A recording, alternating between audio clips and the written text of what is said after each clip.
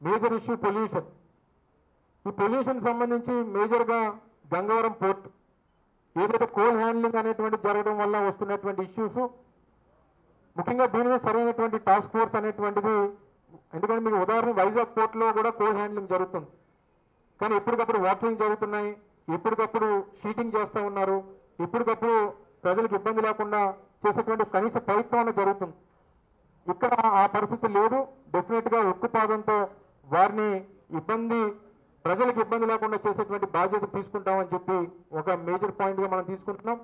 రెండోది ఎక్కువగా plantation, greenery అనేటువంటిది పెరిగినప్పుడు కాస్తన్నా కొంత పొల్యూషన్ని మనం కంట్రోల్ చేసేటువంటి దానికి అవకాశం ఉంటుంది అనేటువంటి ఉద్దేశంతో ఈ ప్లాంటేషన్ కూడా ఎక్కువగా చేయాలి. ఎక్కడైతే ఓపెన్ స్పేసెస్ ఉన్నాయో ఓపెన్ స్పేసెస్ ఉన్నటువంటి ప్రతి దగ్గర కూడా ప్లాంటేషన్స్ అనేటువంటి చేయాలని చెప్పి కూడా మనం నిర్ణయం తీసుకోవడం జరిగింది. అలాగే ఏ రకంగా బెస్ట్ ప్రాక్టీసెస్, పొల్యూషన్ కంట్రోల్ చేయడానికి ఉన్నటువంటి బెస్ట్ ప్రాక్టీసెస్ అన్నిటిని కూడా మనం తీసుకొని దాన్ని ఎప్పటికప్పుడు మానిటర్ చేస్తూ పొల్యూటెంట్ లెవెల్స్ అనేటువంటివి తగ్గించేటువంటి దానికి కూడా మనం కృషి చేస్తామని చెప్పి కూడా తెలియజేస్తా ఉన్నా. ఇందాక చెప్పినట్టు concrete walls, ground water pollute కాకుండా, అలాగే ఎఫ్లూయెంట్ ట్రీట్మెంట్ ప్లాంట్స్. ఇప్పుడు చాలా మటు పరిశ్రమలు ఏంటంటే ఎవరు చూడనప్పుడు కాలువల్లో వదిలేయడం, మీరు ఎక్కడి నుంచో తీసుకొని వచ్చి మన ప్రాంతాల్లో డంప్ చేయడం, ఇలా రకరకాలైనటువంటి కార్యక్రమాలు జరుగుతూ ఉంటాయి.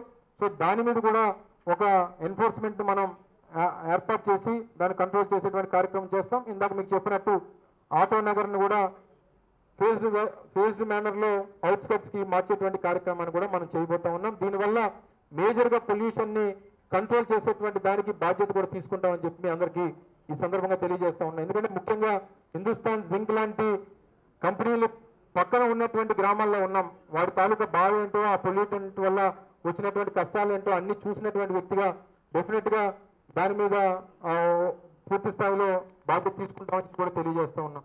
ఒక్క మాట గుర్తుంచుకోండి, అమరన్నకి చెబితే జగనన్నకి చెప్పినట్టే. ఫ్యాన్ గుర్తుకే